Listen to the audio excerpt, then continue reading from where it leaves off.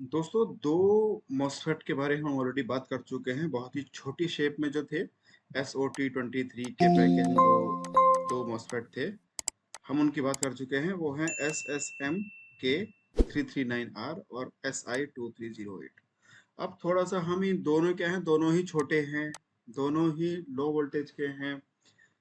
Current भी ठीक ठाक है, 1 एम्पियर से ऊपर दे ही देते हैं दोनों। तो जरा आप दोनों का जरा कंपैरिजन देखते हैं कि भाई हमें कौन सा वाला कब लेना चाहिए। ठीक, ये इनमें क्या है, सब में देखो वोल्टेज रेटिंग मोटा मोटी बराबर है, RDS ऑन बराबर है, गेट चार्ज भी ज्यादा फर्क नहीं है, तो नीचे आते रहते हैं। ठीक है जी।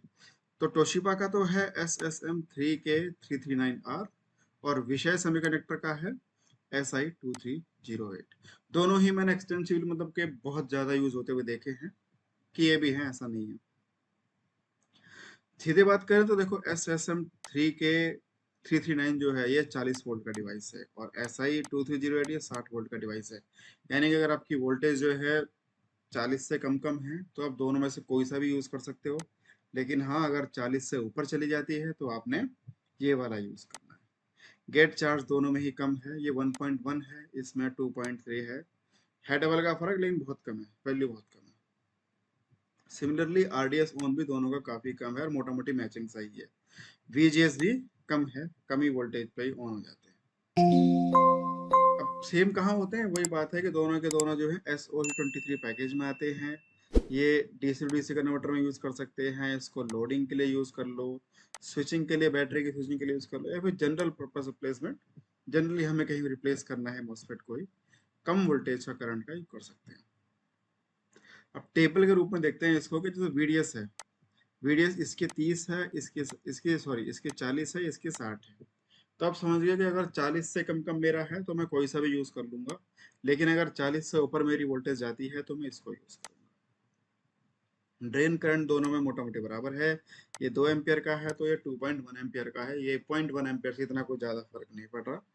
RDS ऑन भी देखोगे दोनों के बराबर का है, इसका 155 मिली ओम है, तो इसका अगर 4.5 की बात करें तो इसका 192 मिली ओम है।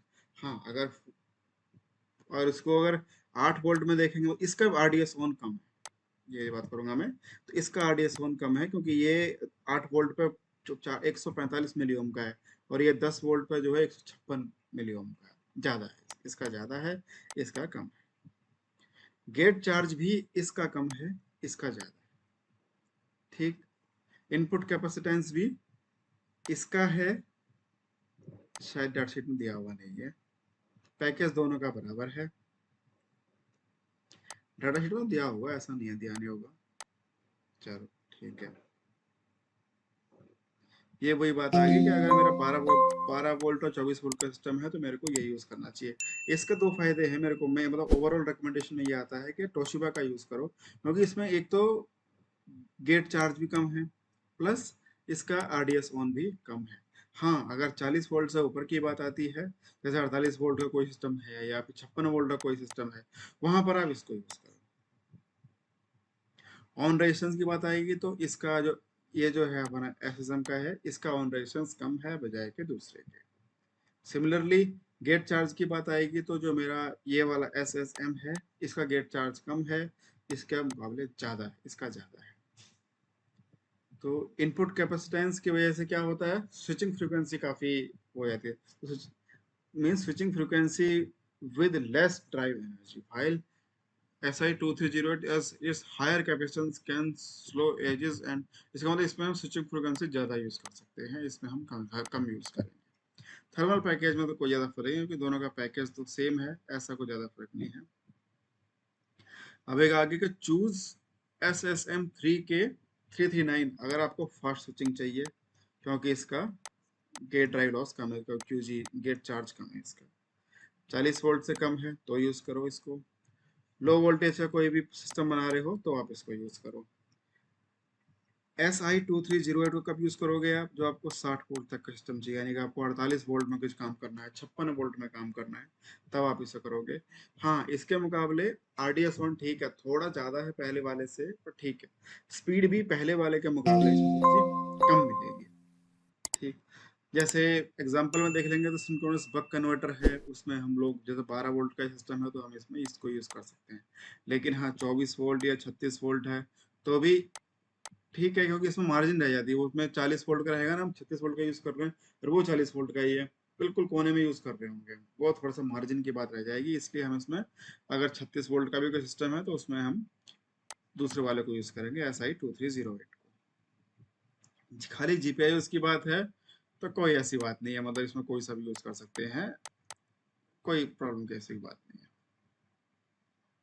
RDS1 हमने चेक कर लिया, पहले वाले का कम है।